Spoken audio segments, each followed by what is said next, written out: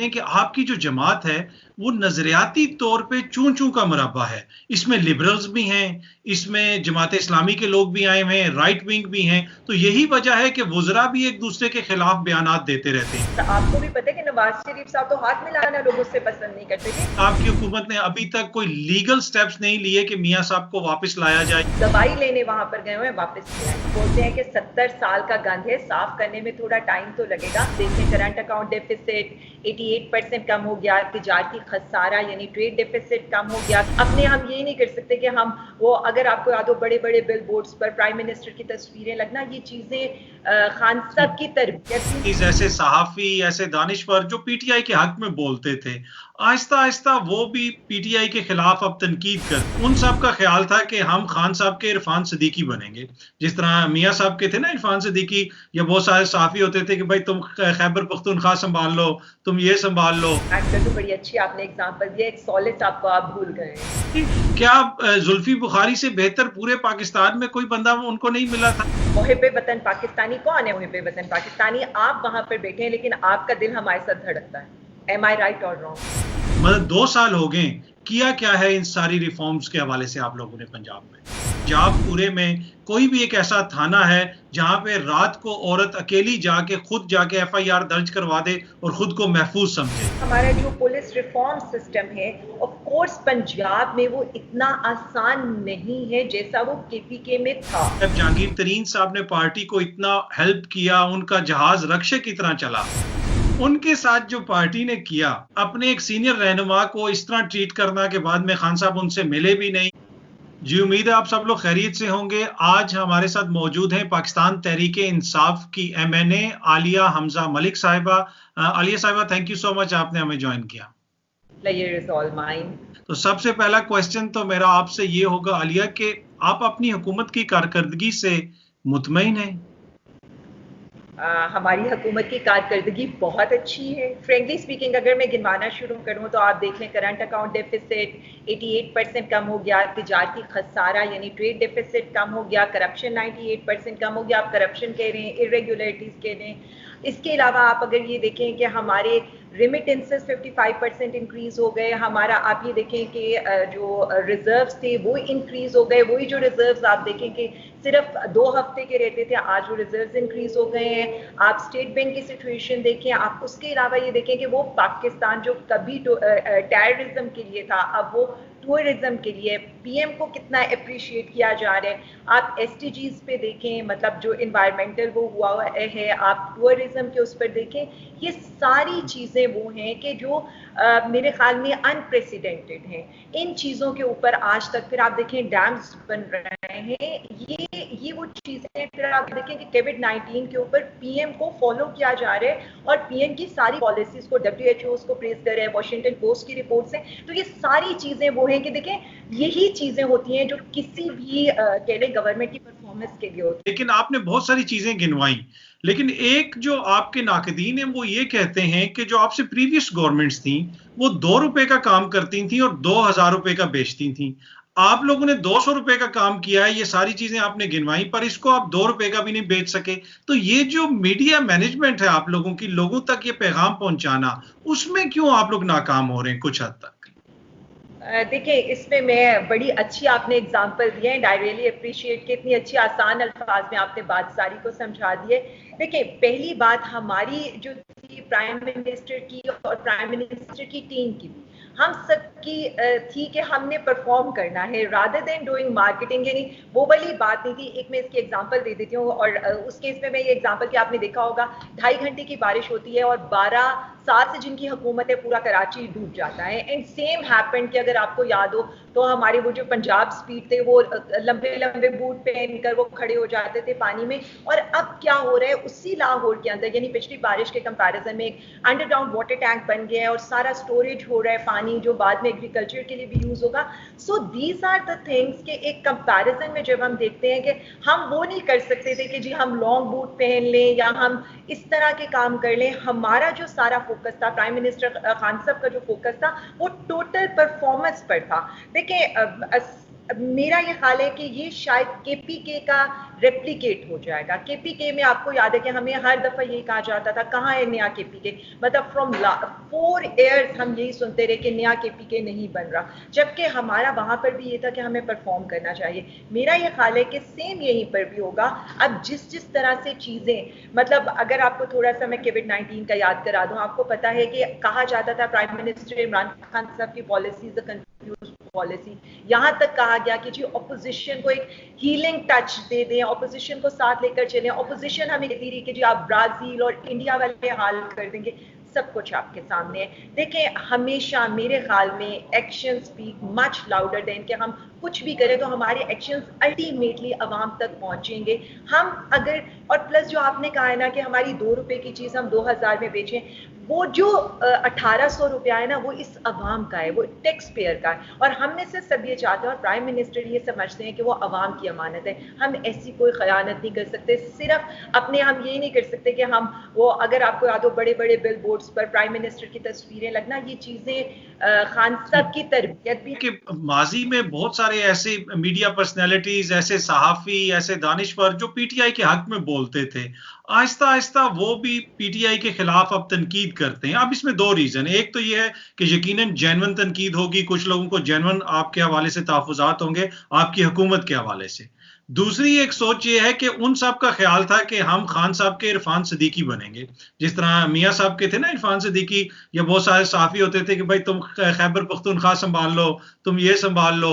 जिसको अपने मोहल्ले का भी नहीं पता उसको बुला के मियाँ साहब उससे अमेरिका के बारे में पूछते थे कि मैं अमेरिका जा रहा हूं, मुझे बताओ मैं वहां पे क्या करूं। तो क्या वो वजह है या जेन्युइनली आपके खिलाफ जो है कुछ लोगों के अंदर ये तहफ़्फ़ुज़ात है कि आपकी हुकूमत सही तरीके से परफॉर्म नहीं कर रही?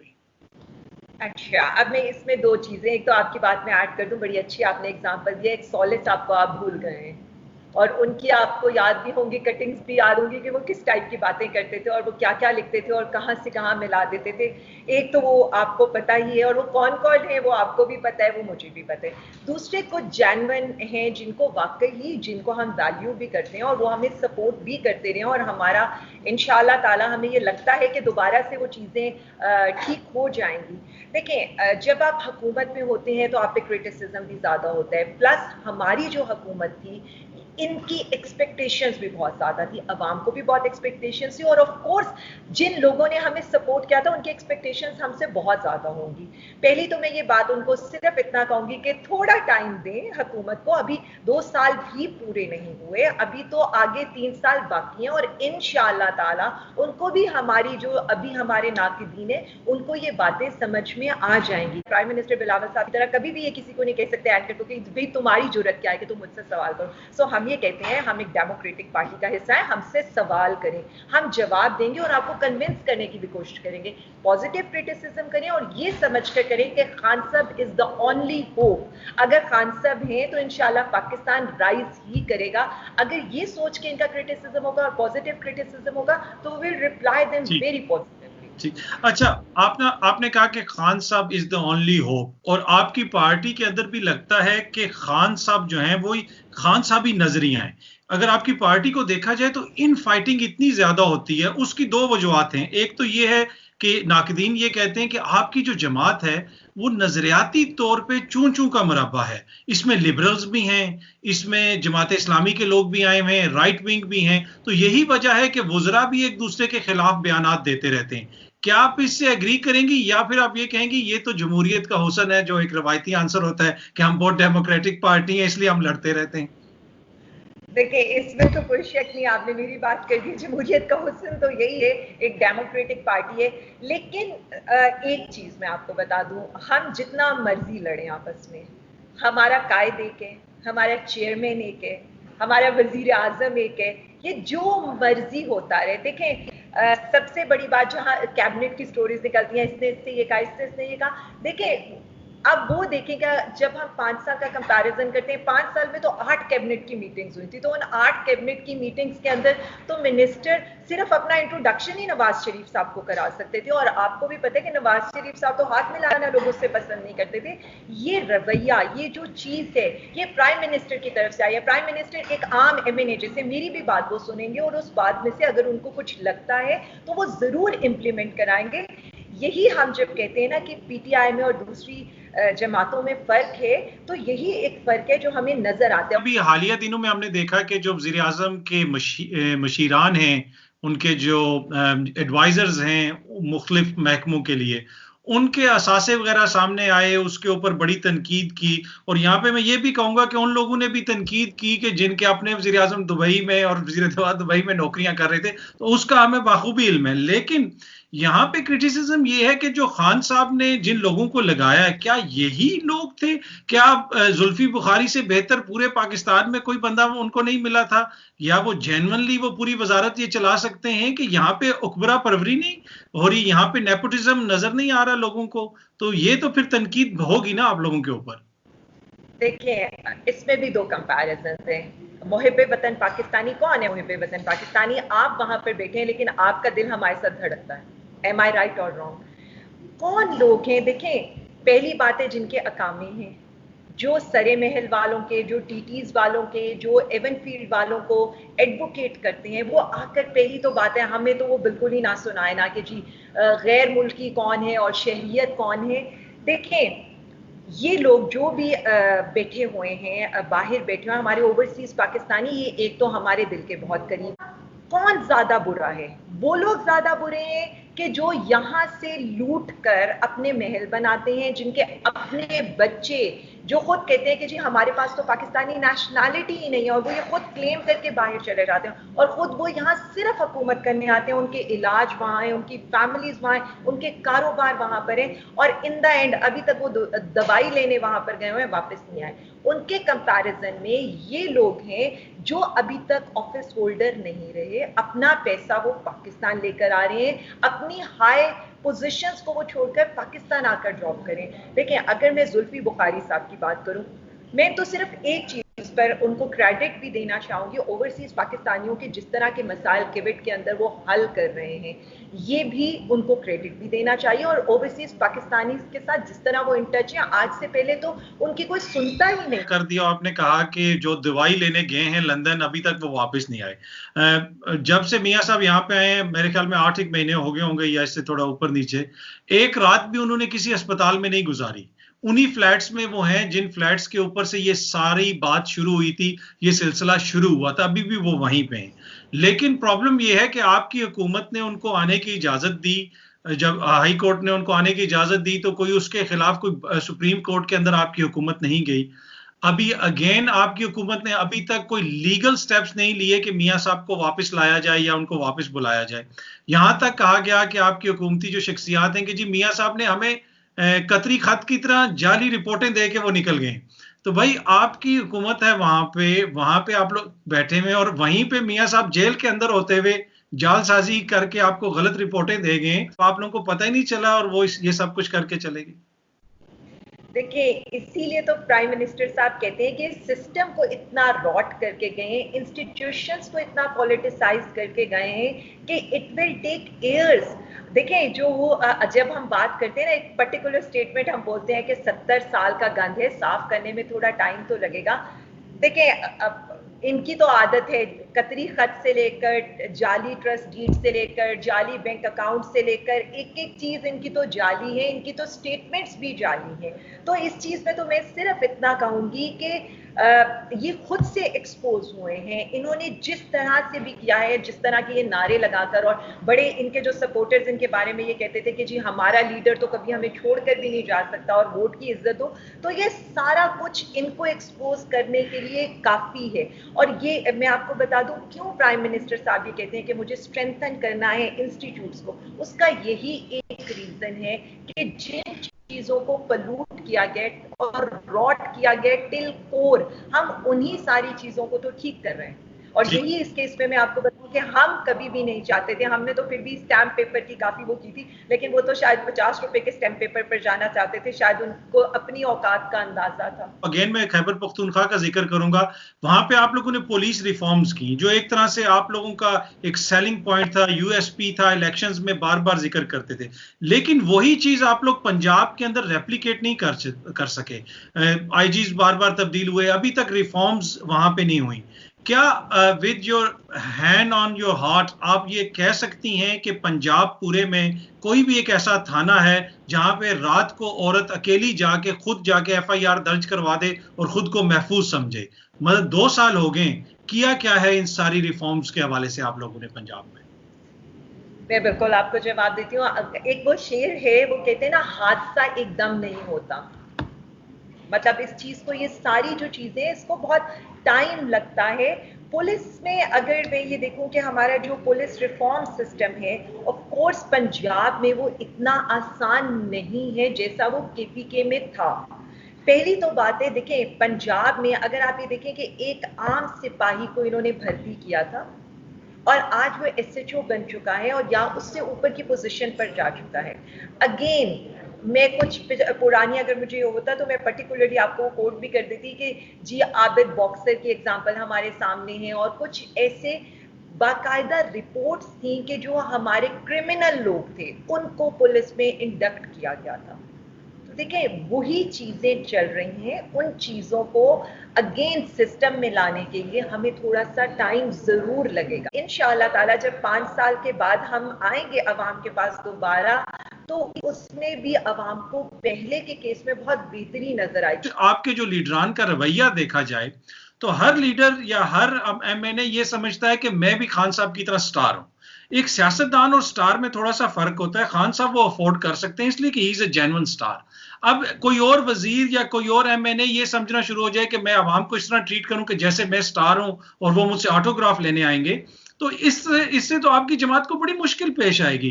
खुसूसन अगर मैं आपको जिक्र कर दूं कि कराची से मुझे बहुत कॉल्स आती हैं, वहां पे कहते हैं कि हमने नए लोगों को मैंडेट दिया पर उस तरीके से हमें सियासी तौर पे डील नहीं किया जा रहा, इसलिए कि एमक्यूएम के ऊपर आप जितनी मर्जी तनकीद कर लें, एमक्यूएम का स्ट्रीट लेवल तक, मोहल्ले के लेवल तक एक निजाम था, वो लोगों की हेल्प करते थे।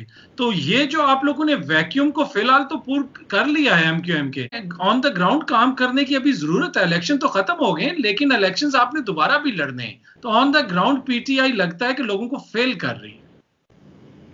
सबसे पहले तो मैं बता दूं, स्टार एक ही है, पार्टी के स्टार एक ही है दुनिया के, वो प्राइम मिनिस्टर इमरान खान साहब है। किसी के समझने से कोई फर्क नहीं पड़ता। अब आ जाए कराची के पर्टिकुलर इशू की तरफ। कराची में हमारे एमएनएज अच्छे हैं, कमिटेड भी हैं। आमिर लियाकत साहब का जो भी मसला था वो आपको भी पता है, वो एक दिन पहले प्राइम मिनिस्टर साहब से मिलकर सॉर्ट आउट कर चुके हैं और वो फर्दर वो उनके दरमियान और पार्टी के दरमियान है। लेकिन जो हमारे और हैं, जैसे आलमगीर साहब हैं, फिक्सेड जिनको कहते हैं, हमने हमेशा उन्हें ग्राउंड पर देखा। अभी ट्रांसपोर्टर्स का इशू था तब भी वो ग्राउंड पर थे, फिर ये गंदे नाले का कोई इशू था तब भी वो ग्राउंड पर थे। इसी तरह से जितने भी हमारे एमएनए थे, मैंने तो उन सबको कोविड के अंदर राशन बांटते हुए लोगों के दुख दर्द में, बट मैं बिल्कुल आपकी बात को सेकंड करती हूँ कि अभी हमें काम करने की और बहुत ज़रूरत है, क्योंकि कराची ने हमें मैंडेट दिया है। कराची के लोगों ने जिस तरह से हम पर ट्रस्ट किया है, हमें अभी उनको और हेल्प आउट करने की जरूरत है। लेकिन वहां आपको भी पता है कि ड्यू टू 18th अमेंडमेंट्स हमारे भी हाथ बंधे हुए हैं, but still that is in our focus. और इंशाल्लाह ताला कराची के लोगों को हम कभी भी नहीं छोड़ेंगे। वी स्टैंड बाय देम, हमारे एमएनएस सब उनके साथ हैं। अच्छा, आखिरी सवाल आपसे करूंगा आलिया साहिबा के पीटीआई के बारे में एक तासुर ये भी बन रहा है कि ये बड़ी बेमरवत किस्म की जमात है, इनकी सियासी तरबियत ठीक नहीं है, ये दोस्तों का भी ख्याल नहीं रखते, जिससे रिश्ता खत्म करते हैं फौरन उसके ऊपर हमला शुरू हो जाता है, उसको क्रिटिसाइज करना शुरू हो जाते हैं। इनकी जमात में कोई आए तो वो बागी बन जाता है, जुई निकले तो वो दागी बन जाता है।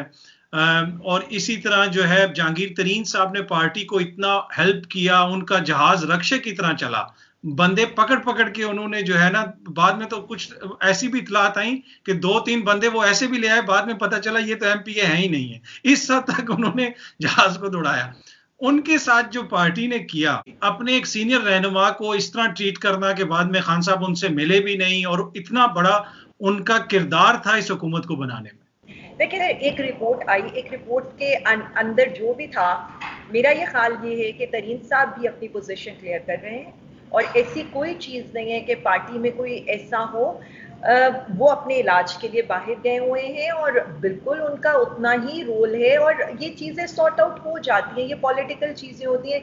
मेरा ये ख्याल है कि वक्त पर इनको छोड़ देना चाहिए और let's see what will happen. ना जहांगीर तरीन साहब पीएम के साथ कभी कोई ऐसा कर सकते हैं जो गुलेलाई साहिबा ने या रेहाम खान साहिबा ने किया, और ना खान साहब की उनके साथ कोई ऐसी चीज़ें हैं। और मेरा ये ख्याल है कि खान साहब मैं जितना भी उनको जानती हूँ, खान साहब के बारे में मुझे इतना पता है कि he is a very simple and kind hearted person. और हम कभी कभी कहते हैं कि मतलब बिल्कुल फरिश्ता सिर्फ इंसान है वो, और उनको कभी ऐसा नहीं हो सकता कि जो उनके साथ अच्छा करें उनके साथ कोई वो गलत करने का सोच भी सकते हैं। Is one of few people.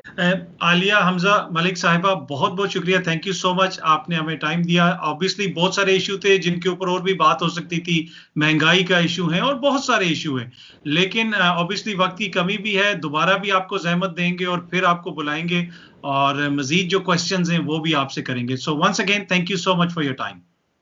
Highly grateful जी, बहुत शुक्रिया। ओके।